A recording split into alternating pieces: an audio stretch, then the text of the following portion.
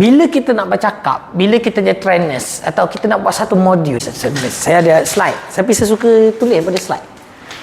Okey, saya ada satu modul namanya MCC. Namanya ni method, content, context. Yes. Betul.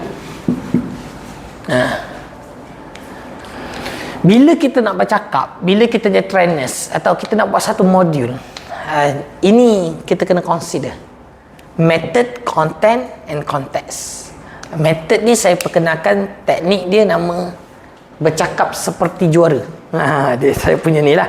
Sebab tu nama champion lah. Sekejap saya tunjuk sikit dia punya konteks dia. Okey.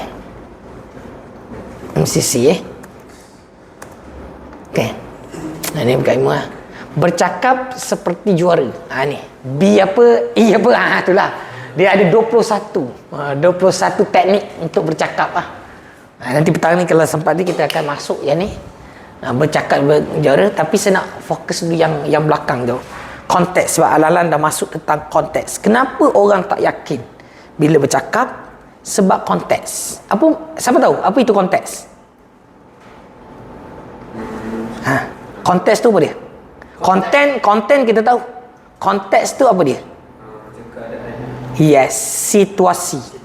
Suasana. Konteks ni adalah situasi, suasana.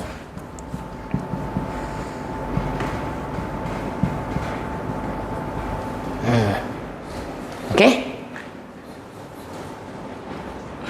So, bila kita nak faham tentang ni, apa panggil tu, konteks, teknik mewujudkan suasana berpengaruh.